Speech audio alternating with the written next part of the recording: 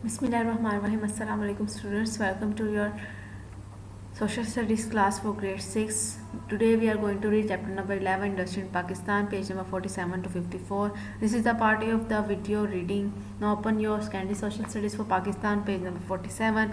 Chapter number 11 Industry in Pakistan. Pakistan में Sanat. Exports are good which a country sells to other countries. Imports are the good which a country buys from the other countries. It is better for a country to sell more goods abroad to earn money from export than it buys from overseas imports, but very few countries are able to do so. When a country spends more funds on import than it earns from export, then its savings are decreased. It may have to borrow from banks or other countries and pay back with interest. Pakistan is a large agricultural country. More than 90% of our exports are agriculture goods or things made from agriculture products such as clothing, carpets, leather goods and sports equipment. Pakistan also exports basmati rice, fish, leather goods and includes wool and carpets, sports goods and surgical instruments. Cotton products ranging from yarn to fabrics and stitched items of clothing as well as canvas make up the largest share of Pakistan exports. The latest survey shows that the synthetic textile, nylon, artificial silks are second most important under equal to rice. Exports बरामदात वो चीज़ें होती हैं जो हम दूसरे मुल्कों को बेचते हैं और इम्पोर्ट दरामदात वो चीज़ें होती हैं जो हम दूसरे मुल्कों से ख़रीदते हैं. किसी भी कंट्री के लिए ये बेहतर होता है कि उसकी जो दरामदात है वो बरामदात से कम हो, यानी कि वो जो चीज़ बेच रहा है वो ज़्यादा हो और जो चीज़ ख़रीद रहा है वो कम हो. और बहुत से कम मालिक होते हैं जो ऐसा कर सकते हैं. अगर किसी कंट्रीज़ की इम्पोर्ट्स यानी बरामदात जो वो चीज़ें ख़रीद रहा है वो ज़्यादा होंगी बरामदात से, तो वो उसकी जो अखराजात हैं वो बढ़ जाएंगे. इसका नतीजा क्या होगा कि उसे दूसरे कंट्रीज़ या बैंक से लोन लेना पड़ेगा जो उसको सूद समेत वापस करना पड़ेगा. पाकिस्तान जो है वो एग्रीकल्चर कंट्री है. उसकी 90% जो एक्सपोर्ट्स हैं, जो दूसरे मुल्कों को चीज़ें बेचता है वो एग्रीकल्चर गुड्स होती हैं, जैसे कि कारपेट्स हो गए, लेदर गुड्स होगी, स्पोर्ट्स इक्विपमेंट्स हो गए, राइस हो गए, फ़िश होगी, लेदर गुड्स, इस तरह की बहुत सारी चीज़ें जो हैं. आज लेटेस्ट सर्वे से हमें पता चला है कि जो टेक्सटाइल्स की चीज़ें हैं जैसे नायलॉन, आर्टिफिशियल सिल्क वगैरह है, ये जो है पैसा कमाने में राइस के बराबर हैं. Unfortunately, most of the agriculture products are fairly cheap and do not bring as much money as manufactured goods can, like cars, television, electronic equipment, oils and chemicals. Pakistan has to import many of the manufactured goods it needs, such as machinery, transport equipment, oil and chemicals, all of which are very expensive. It does not have any large industries yet, though these are steadily increasing. The chart shows a comparison between the sum of the Pakistan industries in 1964 and 2007 in millions of tons. Although Pakistan is a largely agricultural country, its industry is steadily growing. Pakistan tries as much as possible to use raw materials that is grown or found at the home for its industrial products. बदकिस्मती से agriculture जो products होती हैं, चीज़ें होती हैं, वो इतने पैसे नहीं कमा पाती जितनी वो मैन्युफैक्चरर्स जो इंडस्ट्रीज़ में बनने वाली चीज़ें होती हैं, जैसे कि cars, television, electronic equipments, oil और केमिकल्स होते हैं, उनसे कम ही पैसे मिलते हैं. तो पाकिस्तान जो है वो मैन्युफैक्चर को ज़्यादा मंगवाता है, दूसरे कंट्री से ख़रीदता है, जिसकी वजह से उसको ये सब बहुत महंगा पड़ता है.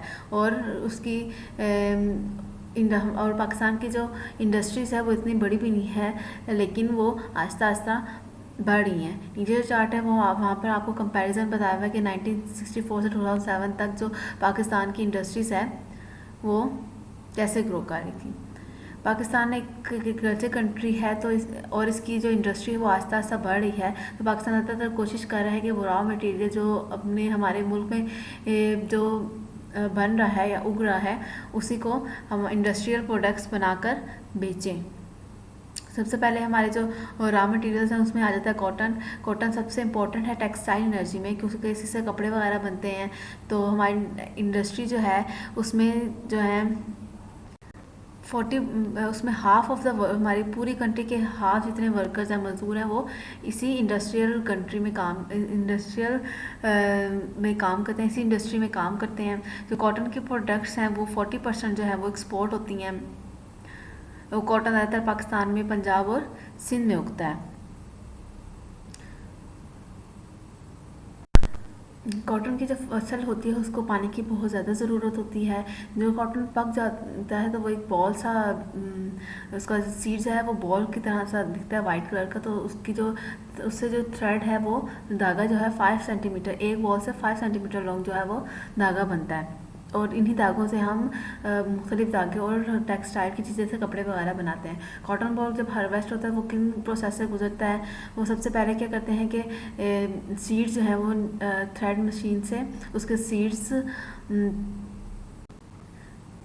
थ्रेड्स जो हैं धागे जो है उसके सीड्स में से निकाल लेते हैं और उनके सीड्स जो है वो कुकिंग ऑयल में बनाने में भी काम आते हैं। उसके बाद उनको बड़े बड़े जो है मशीन्स में उनको वो किया जाता है, सीधा किया जाता है, जिसमें बड़ी बड़ी सी कंघियाँ लगी होती हैं। उसके बाद थ्रेड मशीन्स उसको जो बाद जो धागे हमें हासिल होते हैं उसको ट्विस्ट कर देते हैं, यानी रोल कर दिया जाता है। ठीक है, जैसे वो एक पेंसिल टाइप पेंसिल साइज़ के एक वो होता है डंडा, उसको उसके ऊपर रोल कर दिया जाता है। उसके बाद जो है इसको स्पिनिंग मशीन में जो है वो ट्विस्ट किया जाता है, उससे उनसे और ज़्यादा धागे बनाने के लिए। फिर इन्हीं धागों से कपड़े, टॉवल, शीट्स और बहुत सारी चीज़ें बनती हैं जो दूसरे मुल्कों में एक्सपोर्ट की जाती हैं। उसके बाद केमिकल्स आ जाते हैं। आजकल के दौर में, जदीद दौर में केमिकल्स बहुत ज़्यादा अहम हैं जो किसी भी चीज़ बनाने की ज़रूरी है, जैसे कि मेडिसिन के लिए, शैम्पू के लिए, क्रीम्स के लिए और बहुत से ख़तरनाक चीज़ें बनाने के लिए, जैसे सल्फ्यूरिक एसिड, कास्टिक सोडा, इस तरह की सारी इंडस्ट्री में यूज़ होता है। पाकिस्तान में भी बहुत सारे मिनरल्स हैं, मिनरल्स जिनको मुख्तलिफ केमिकल्स में तब्दील किया जाता है और फिर उसको इंडस्ट्रीज़ और एग्रीकल्चर में इस्तेमाल किया जाता है। सबसे पहले साल्ट आ जाता है और उस साल्ट से हम कास्टिक सोडा और सोडा ऐश बनाते हैं, वो जो हमारी बहुत सारी इंडस्ट्रीज़ जैसे लेदर और टेक्सटाइल की बहुत सारी। उसके बाद जिप्सम है जो बहुत ही सॉफ्ट किस्म की एक पत्थर होता है, और ये कौन कौन सी इंडस्ट्रीज़ में इस्तेमाल होता है, ये पेंट में, रबर और पेपर और फर्टिलाइज़र की इंडस्ट्रीज़ में इस्तेमाल होता है, और ये घरों की वॉल्स और सिंगल छतों के ऊपर जो सीलिंग्स होती हैं उसके लिए भी इस्तेमाल होता है। उसके बाद सल्फ़र आ जाता है। सल्फ़र जो है इंडस्ट्री कौन सी इंडस्ट्रीज़ में इस्तेमाल होता है, ये ऑयल को साफ़ करने के लिए, पेंट बनाने के लिए, फर्टिलाइज़र बनाने के लिए, डाइस और एक्सप्लोसिव जो धमाकेदार जो चीज़ें होती हैं जैसे कि पटाखे वगैरह या इस तरह के दूसरे गन पाउडर्स वगैरह इसमें यूज़ होते हैं। उसके बाद लाइमस्टोन आता है। लाइमस्टोन भी एक बहुत ही आम सा पत्थर है। ये पाकिस्तान के जो है मारगिला हिल्स में पाया जाता है, बलूचिस्तान में, उस तरह की बहुत सारी जगहों में पाया जाता है। ये सीमेंट बनाने के लिए बहुत इस्तेमाल होता है, रॉ मटेरियल के तौर पर उसके, और बिल्डिंग की कंस्ट्रक्शन में इस्तेमाल होता है, और कनाल जब बनाते हैं तो उसकी लाइनिंग में भी इस्तेमाल होता है। उसके बाद आ जाता है मेकिंग सीमेंट, सीमेंट बनाने का काम। सीमेंट जो है वो बहुत ही ज़्यादा और बहुत ही सस्ता मिलता है, लेकिन इसको बनाने के लिए बहुत ज़्यादा हमें हीट हरारत की ज़रूरत होती है, और खुशकिस्मत से हमारे पास कुदरती गैस बहुत ज़्यादा है। सबसे पहले क्या करते हैं कि लाइमस्टोन को तोड़ कर उसे बड़ी सी एक ट्यूब में जो 200 मीटर लॉन्ग होती है और उसकी जो चौड़ाई होती है वो 6 मीटर होती है, उसमें डाल जाता है और उसको आस्ता आस्ता घुमाया जाता है। उसी टाइम पर उसको बहुत ज़्यादा आग के ऊपर जो है वो गर्म किया जाता है। जब बहुत ज़्यादा वो गर्म हो जाती है तो वो छोटे छोटे वो जो है वो पत्थर के टुकड़ों में तब्दील होना शुरू हो जाता है लाइमस्टोन, जिसके बाद वो सीमेंट बन जाता है। फिर इन बड़े बड़े जो टुकड़े होते हैं फिर इनको पीसा जाता है। वो स्टील का जो पाइप होता है उसके बिल्कुल एंड पे आके उसको पीसा जाता है, जिससे वो सीमेंट में तब्दील होता है। फिर उसको जल्दी से एक कागज़ के जो बोरी होती है उसके अंदर जो है वो पैक कर दिया जाता है, क्योंकि अगर वो गीला हो जाएगा तो वो ख़राब हो जाएगा या वो बहुत ज़्यादा सख्त हो जाएगा, इस्तेमाल काबिल नहीं रहेगा। इसके बाद फर्टिलाइज़र आ जाते हैं। फर्टिलाइज़र पता है कि आप लोगों को हमारे एग्रीकल्चर में बहुत ज़्यादा यूज़ होते हैं, उनको अच्छी हमारी फसल बनाने के लिए। और पाकिस्तान में फर्टिलाइज़र्स जो हैं वो बहुत सारे रॉ मटेरियल्स में, यानी कि कच्चा या खाम पाया जाता है। और जो रॉ मटेरियल्स हैं फर्टिलाइज़र्स के, वो जिप्सम है, कोल गैस है, जिनको हीट करके हम इंडस्ट्रियल प्रोसेस के लिए या उसके लिए इस्तेमाल कर सकते हैं। फर्टिलाइज़र्स जैसे के लिए इस्तेमाल कर सकते हैं, क्रॉप्स को उगाने के लिए, फसलों को उगाने के लिए इस्तेमाल कर सकते हैं। उसके बाद मेटल्स आ जाते हैं। पाकिस्तान में बहुत सारे मेटल्स, इतने सारे मेटल्स की ज़्यादा इकसाम नहीं पाई जाती, या ज़्यादा मिकदार नहीं पाई जाती, लेकिन जो है आयरन की, उसकी बहुत ज़्यादा मिकदार पाई जाती है, जो आहिस्ता आहिस्ता कम हो रही है, जो अब 33% हो गई है। ये जो मेटल आयरन होता है, स्टील बनाने के लिए इस्तेमाल होता है। स्टील जो है आजकल के जदीद जो है उसमें बहुत जदीद दौर में बहुत ज़्यादा इम्पोर्टेंट है। पाकिस्तान में जो पाए जाते हैं मेटल्स, वो पाए जाते हैं चित्राल में, लेकिन वो अभी तक उनको खोदा नहीं गया है। उसके बाद आ जाते हैं स्टील।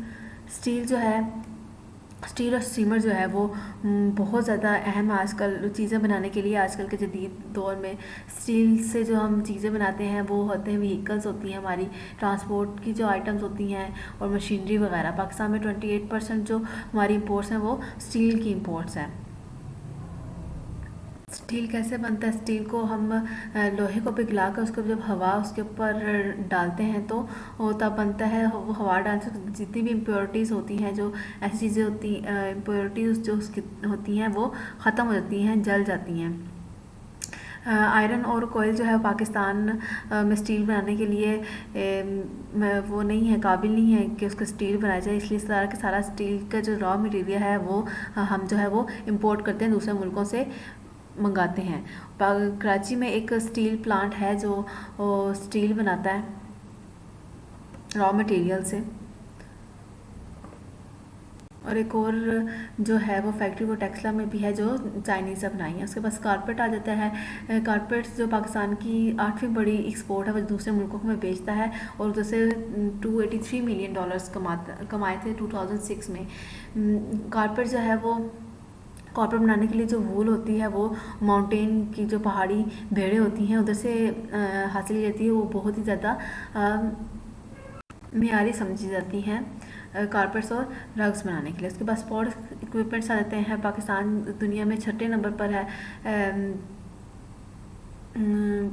एक्सपोर्ट्स जो है वो पाकिस्तान की एक्सपोर्ट्स में दूसरे मुल्कों में बेची जाने वाली चीज़ों में 6ठे नंबर पर है, और पाकिस्तान ने 2006 में $300 मिलियन कमाए थे इसको दूसरे मुल्कों में भेजने के लिए। पाकिस्तान में जो स्पोर्ट्स गुड्स हैं वो लोकल लकड़ी और लेदर से बनती हैं। सेलकोर जो है वो पाकिस्तान पूरी दुनिया में मशहूर है स्पोर्ट्स की गुड्स, स्पोर्ट्स की चीज़ें बनाने के लिए। कॉटेज इंडस्ट्री आ जाती है, यानी कि हाथ से बनाने वाली चीज़ों में। पाकिस्तान में बहुत सारे लोग जो हैं वो घरों में ही बहुत काम करते हैं। उन्होंने वहाँ पर छोटी छोटी फैक्ट्रीज लगाई हुई इन तरह की चीज़ें, लोकल चीज़ें बनाने के लिए, लेदर और वूल की। उनके पास टेक्निकल ट्रेनिंग भी नहीं है, ना ही उनके पास बहुत महंगे महंगे तैयार, लेकिन वो बहुत ही प्यारी लेकिन सादा चीज़ें बनाते हैं। कॉटेज इंडस्ट्री जो है वो हमारी मुकामी ज़रूरियात पूरी करती हैं। कॉटेज इंडस्ट्री में आ जाते हैं हमारे मोची, हमारे फर्नीचर बनाने वाले, या मिट्टी के बर्तन बनाने वाले। ये लोकल पीपल को जो है वो मुलाजमतें भी फराहम करते हैं। कॉटन इंडस्ट्री जो है वो छोटी छोटी फैक्ट्रीज़ पर मुश्तमिल होती है, और दिन ब दिन जो है वो बढ़ भी रही हैं। और ये जो है ये स्पोर्ट्स गुड्स, कटलरी यानी कि बर्तन वगैरह, और इंजीनियरिंग के छोटे छोटे प्रोडक्ट्स होते हैं, इलेक्ट्रिक फैंस वगैरह बनाने काम भी आते हैं। जो हमारी हुकूमत जो है वो अक्सर इनको ट्रेनिंग और मनी भी सप्लाई करती रहती है, ताकि वो छोटी छोटी वर्कशॉप खोलें और अपने रोज़गार के वसीला खुद ही बन जाएं।